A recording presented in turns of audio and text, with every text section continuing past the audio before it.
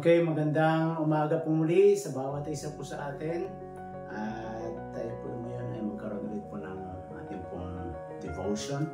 So ang ating pong devotion ay matatagpuan po natin sa Acts chapter 26 verse 28.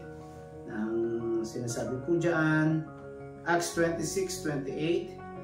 Then Agrippa said unto Paul, Almost thou persuadest me to be a Christian. So pag-usapan po natin, what is a Christian? Or who is a Christian? Kasi yung Christian, base po sa Christian community, lagi na acronym po ito. Yung root word niya is Christ, at yung IAN niya, ibig sabihin, I am nothing. Okay, so ito po yung nagiging parang laging definition ng karamihan. Sa pangkalahatan naman, pag sinabing Christian,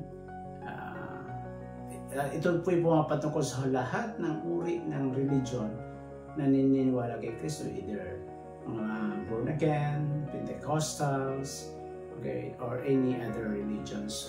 Di ba sa Muslim, Buddhist, Hindu. So, yan po ang kanilang, for the sake of argument, sinasabi nila yung word na Christian.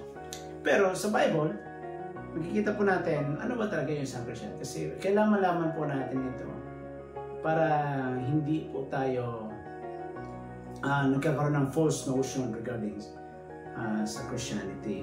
Okay, para nagiging malalim din po tayo sa ating pong mga commitment po sa Panginoon.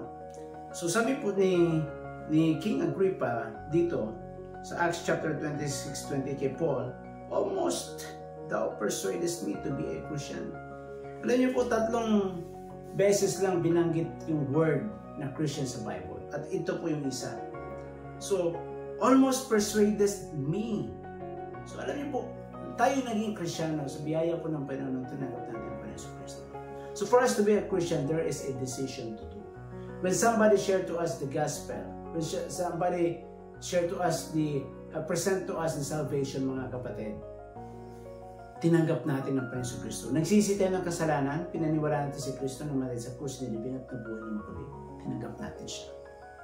Nagkaroon tayo ng decision na tanggapin ng Panginoon.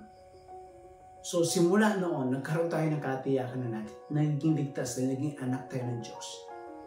Yun po ang start ng ating pagiging Kristyano. So bilang isang Kristyano, there is a decision to do. Pangalawa, sa Acts chapter 11 verse 26, yung pangalawang verse na binanggit po yung Christian ay sa Acts 11:26 na sabi doon, And we had found him, he brought him unto Antioch. And it came to pass that a whole year they assembled themselves with the church and taught much people, and the disciples were called Christians first in Antioch. So, kung titignan po natin, mga kapatid, sa Trail of Blood, makikita po natin yan iba't ibang pangalan ng mga leader na pinanggalingan po ng mga Christian. Makikita po natin yan nung ang leader si Donato, ang Donatist, nung ang leader po ay si Montano, naging Montanist. At makikita po natin sa Biblia, yung mga tagasunod ni John, ang tawag po din ay disciples of John. Mga tagasunod ni Kristo, tinawag niya disciples of Christ. Although we are all disciples of Christ. Pero mga kapatid, yung mga tao sa paligid nila, ang sabi ng Biblia, yung mga tagasunod ni Kristo, they were called Christian first in Antioch. So, pinangalanan po mga kapatid ng mga tao sa paligid, yung sumusunod kay Kristo ay mga Kristiyano. Ibig sabihin, pangalawa, what is a Christian? O who is a Christian? Pangalawa, there is a life to live. Bilang isang Kristiyano, mayroon tayo dapat na ipamuhay na buhay. At sabi ng Bible, and disciples were called Christians.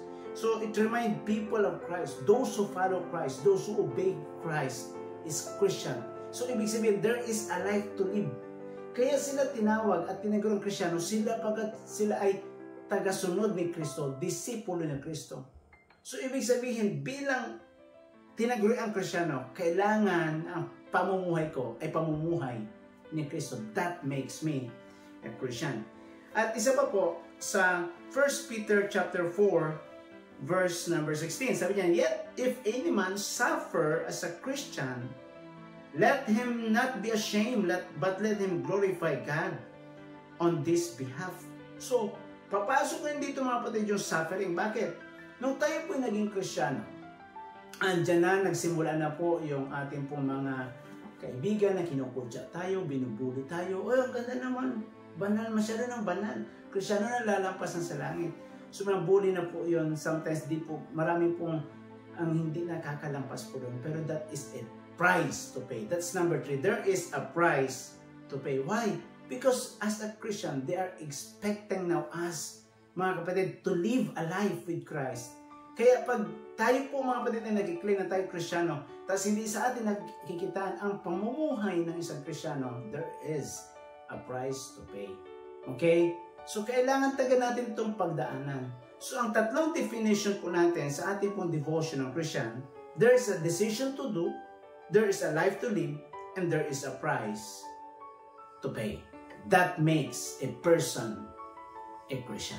So, this morning, live as a Christian. Let's pray. Lord, thank you God for this morning that you have given to us. Maging blessing po ito sa bawat nakikinig. Thank you, Father, for everything. Thank you, God, for calling us, Panginoon, to making Christian. We love you, Lord. Bless us today. This we pray in Jesus' name. Amen.